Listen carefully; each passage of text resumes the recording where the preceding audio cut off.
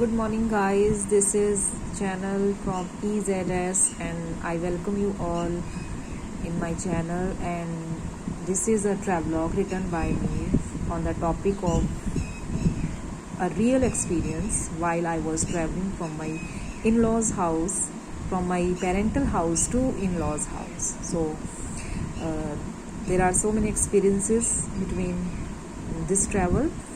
So I'm going to explain it from each line in Hindi, and I hope that you all will enjoy this. Thank you so much. So it's very horrified when you have a fear to go ahead of your motive. So guys, इसमें actually मैंने ये explain करने की कोशिश की है कि जब भी मैं अपने मायके से ससुराल आती थी तो मेरी जो ट्रेन की टाइमिंग थी स्टेशन ससुराल के स्टेशन में पहुंचने की, वो थी 3:05 और ये थे अर्ली मॉर्निंग 3:05 का समय। और ये वो समय था जिससे पहले मुझे अक्सर बहुत एक तरह की एंग्जाइटी हुआ करती थी, एक तरह के आप कह सकते हो कि सनकीपन हुआ करता था कि कहीं मैं स्टेशन से आगे ना पहुंच जाऊं, क्योंकि ये सोने का टाइम होता सबका और अक्सर मैं सो जाया करती थी। तो किस तरह से ये जो एंग्जाइटी है वो मुझे परेशान किया करती थी, तंग किया करती थी, ये सब मैंने इसमें एक्सप्लेन किया है। So it's very horrified when you have a fear to go ahead of your motive.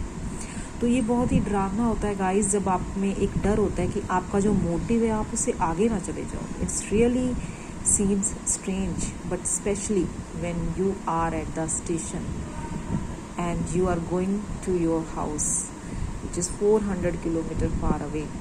और स्पेशली जब आप स्टेशन पे होते हो और जब आपको आपके स्टेशन से काफ़ी दूर जाना है, आपके अपने ससुराल में जाना है, ससुराल के स्टेशन पे पहुंचना है और आप अपने अपने बच्चों के साथ हो, an exact station is your motive.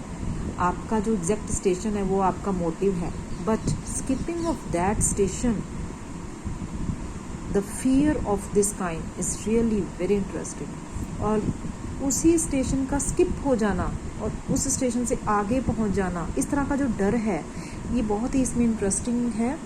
It was the time of winter month, दिसंबर का महीना था गाइज। और जैसा कि आपको पता है कि बच्चों की छुट्टियां होती है और बच्चे भी बहुत एक्साइट होते हैं और हम भी लेडीज़ भी बहुत एक्साइट होती है अपने पेरेंटल हाउस में जाने के लिए। And I was at the station of parental house and going to in-laws in Mansa. दिसंबर की छुट्टियाँ ख़त्म हो गई थी और मानसा ज़िला में मैं अपने घर इन लॉज घर वापस आ रही थी। It is about 400 kilometre travel and we board on the train at evening at 7:30। हम ट्रेन में चढ़े 7:30 and our destination reaching time was 3:05 in the early morning. और जैसा कि मैंने आपको पहले बताया कि 3:05 पे हमें अपने स्टेशन पे पहुंचना था early morning.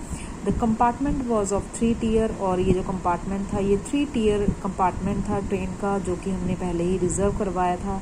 Although it was my first experience to travel in 3 tier, but it was really very funny and interesting journey. ये जो 3 tier का जो मेरा एक्सपीरियंस था, ये फर्स्ट टाइम एक्सपीरियंस था, लेकिन बहुत ही फनी और इंटरेस्टिंग जर्नी थी। The train arrived and we set inside at 7:30 in the compartment of S10। हमारा जो कंपार्टमेंट था गाइज उसका नंबर S10 था। It was a cold winter outside, बाहर बहुत ठंड थी, but in the tier compartment it was totally warm. लेकिन जो कंपार्टमेंट था उसमें बिल्कुल वार्म थी, क्योंकि उसमें हीटर चल रहा था, क्योंकि ये 3 tier था।